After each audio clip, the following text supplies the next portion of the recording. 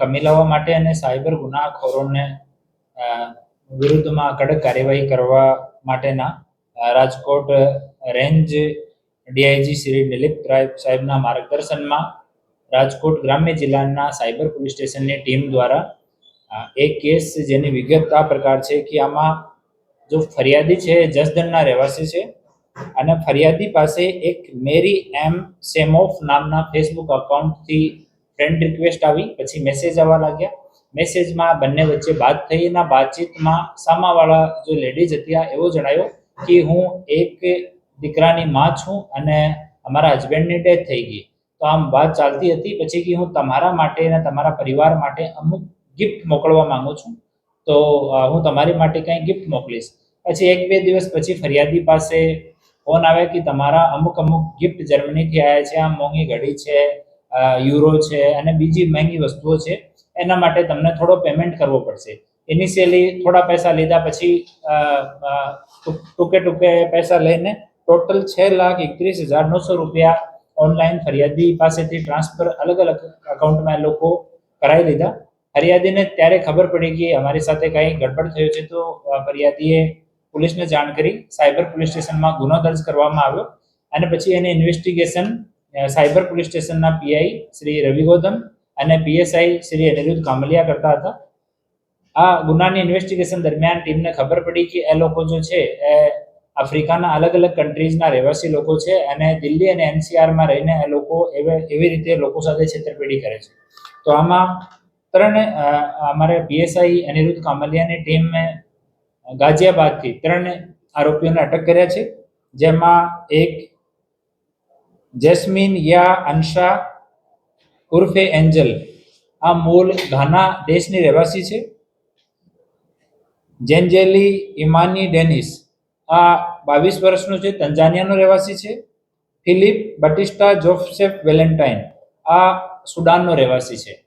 આમાં આ જો લેડી છે એન્જલ, આ જો ચેટ ઉપર વાત કરવાનો સારો કામ હતો, ફેસબુકમાં આ વાત કરવાની જે વાત હતી આ પૂર્વ એન્જલ કરતી હતી. એ બીજા 2 લોકોનું કામ હતું કે એ અલગ અકાઉન્ટ્સના credit card, debit card, passbook રાખતા હોય છે અને એટીએમથી એ પછી પૈસા વિડ્રો કરી લે. તો એ જો બંને છે જેન્ટ્સ, એ બંને પૈસા વિડ્રો કરવાનું કામ કરતા હતા. ઇનિશિયલી જે ફેસબુકમાં અને વોટ્સઅપ ઉપર વાતચીત દરમિયાન જે આઈપી જે નંબર યુઝ થયા છે અને જે આઈએમએ વાળા ફોન યુઝ થયા છે એની પાસેથી રિકવર થયા છે. ગાઝિયાબાદમાં અમારી ટીમ આને ડિટેન કર્યા, પછી ત્યાંના કોર્ટમાં આને રજૂ કરીને ટ્રાન્ઝિટ રિમાન્ડ લઈને આવ્યા અને ગઈ રાત્રિમાં જસદણમાં નામદાર કોર્ટ સામે રજૂ કર્યા અને 5 દિવસની હાલ કસ્ટડી મળી છે. આ લોકોની વિઝા વિષયમાં અને બાકી ક્યારે એ લોકો આયા, કાયદેસર દેશમાં છે કે ગેરકાયદેસર છે, જૂના કોઈ ગુનાહિત ઇતિહાસ છે, આ બધી વિષયમાં હાલ ઇન્વેસ્ટિગેશન જે છે ચાલુ છે. હાલ એકવાર આની પૂછપરછ ચાલુ છે. ઇનિશિયલી લોકો બહુ નોન કોઓપરેટ નથી કરતા ત્યાં, પરંતુ ત્યાંના લોકલ પોલીસના સહયોગથી, નામદાર કોર્ટના સહયોગથી આને અહીંયા સુધી લાવવામાં આવ્યા અને પછી હાલ કસ્ટડીમાં લીધા છે. હાલે પોલીસની એક ટીમ બનાવી છે જે લોકો અંગ્રેજી ભાષાના જાણકાર છે.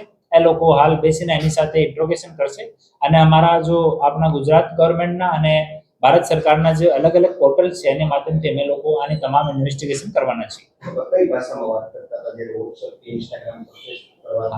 એ લોકો મૂળતઃ હિન્દી ભાષા જે અંગ્રેજી ફોન્ટમાં લખેલી છે એમાં વાત કરતા હતા અને હિન્દી એ લોકો અમુક સમયમાં આને સમય થઈ ગયો તો થોડા હિન્દીના જાણકાર પણ છે અને બાકી એ લોકો આના એઆઈના જે ચેટ જીપીટી વગેરે છે એની મદદ એ લોકો લેતા હતા.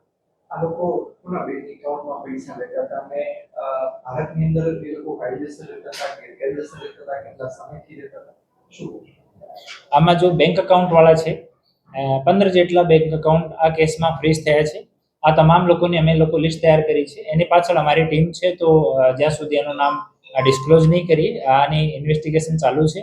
બીજો એનો વિઝા વિષયમાં અને ક્યારે એ લોકો એન્ટર કર્યા એના વિશે પણ તપાસ ચાલુ છે. એના પાસપોર્ટ નહીં મળ્યા, પરંતુ પાસપોર્ટ નંબર મળી ગયા. પાસપોર્ટ નંબરના આધાર ઉપર અમે લોકો તપાસ ચાલુ કરી છે.